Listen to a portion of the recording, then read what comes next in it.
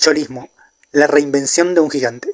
Para entender lo que hizo Diego Simeone en el Atlético de Madrid, no alcanza con mirar las vitrinas. Hay que entender qué era el club antes de su llegada, una institución sumergida en el pupismo, ese término que usaba la prensa española para describir a un equipo que siempre encontraba una forma trágica de perder, un gigante que se había acostumbrado a la mediocridad.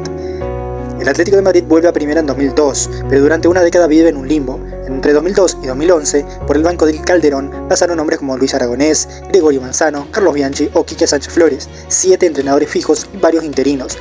El problema no era la billetera ni el talento, tenían a Fernando Torres, el desequilibrio de Sergio Agüero y la jerarquía de un bota de oro como Diego Forlán. Pero el equipo era un flan, un dato quirúrgico. En la temporada 2010-2011 el equipo terminó séptimo, anotando 58 goles pero recibiendo 53. Un equipo partido, incapaz de defender un resultado, que venía de ser eliminado en la Copa del Rey por el Albacete de segunda vez. Ese fue el fondo del pozo. Muchos recuerdan la Europa League de 2010 como el renacer, pero el futbolero sabe que fue un accidente. El Atleti de Quique Sánchez Flores ganó ese título tras una fase de grupos de Champions desastrosa, 0 victorias, 3 empates y 3 derrotas. Clasificó a la Europa League de rebote por diferencia de gol. Diciembre de 2011, Simeone asume con el equipo décimo en la liga. Su primera decisión no fue táctica, fue cultural. El esfuerzo no se negocia. En solo 6 meses transformó a un plantel deprimido en campeón de la Europa League 2012, aplastando 3-0 al Athletic Club de Bielsa en Bucarest, con un Radamel Falcao intratable.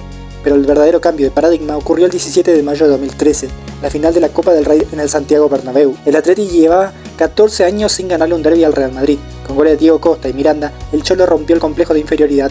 Ahí murió el Pupas y nació el cholismo. La temporada 2013-2014 es probablemente la mayor anomalía estadística de la era moderna del fútbol. En plena hegemonía del Barcelona de Messi y el Real Madrid de Cristiano, el Atlético de Simeone conquistó la liga con 90 puntos. ¿Cómo lo hizo? Reduciendo el margen de error a niveles casi militares. Antes de él, el equipo promediaba 55 goles en contra por año. En esa liga recibió solo 26 goles en 38 partidos. Se apoyó en una columna vertebral de hierro. Courtois en el arco, la sociedad Godín Miranda en la saga y el liderazgo de Gavi Coque en el medio. Como cereza del postre, el título se celebró en el Camp Nou luego de 1-1 con un cabezazo de Godín, que es historia viva. Sin embargo, un análisis profundo no puede ignorar las 2 finales de Champions perdidas, las famosas pecheadas ante el eterno rival que marcaron a fuego esta era, Lisboa 2014. El Atlético estuvo a 120 segundos de la gloria.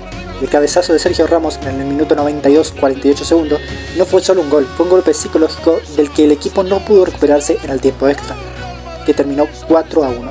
La falta de recambio físico con un Diego Costa que solo duró 9 minutos en cancha fue la clave técnica. Milan 2016. Esta dolió más. Tras eliminar al Barcelona de la MSN y al Bayern de Guardiola, el Atleti llegó como favorito táctico.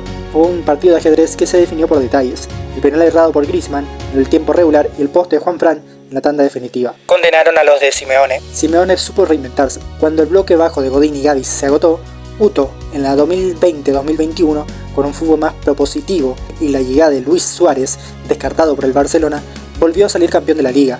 Demostró que su esquema no era solo colgarse del travesaño, sino entender los momentos de sus jugadores.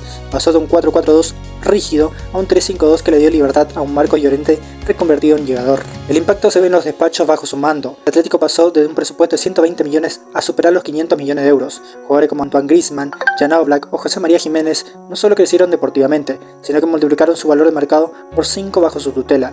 El club pasó de jugar en el viejo Calderón a inaugurar el Metropolitano, uno de los estadios más modernos del mundo, financiado gran parte por los ingresos constantes de Champions League, clasificando 12 años seguidos. ¿Se puede criticar al Cholo? Claro, por su conservadurismo en partidos clave o por su altísimo contrato, pero el dato mata al relato.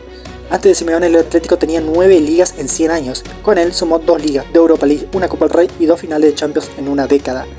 Simeone no solo cambió los resultados, cambió la forma en que el mundo mira al Atlético de Madrid. Dejó de ser un vecino ruidoso y trágico para convertirse en el equipo que nadie quiere enfrentar. Hoy día el Atlético sigue dando que hablar. Está a puertas de una nueva final de la Champions League. Ya jugó la ida de las semifinales frente al Arsenal de Inglaterra, donde empató 1-1 en el Wanda Metropolitano. Estamos a horas del partido de vuelta para ver quién de los dos se enfrentará en la final, al Paris Saint-Germain o al Bayern Múnich. Y no tengo miedo, porque soy lo que ves. El cuchillo entre los dientes. Era una forma de representar el esfuerzo que había que hacer para ganar un determinado partido. Cuando me entrego, lo doy todo y hasta el final. Es parte del recorrido. Será bueno, a veces malo, pero hay que vivir. Y en la vida hay que pelear por lo que querés. ¿Hasta dónde? Hasta el final. ¿Hasta dónde? Hasta el final. Y si viene una curva, acelerá. No bajé.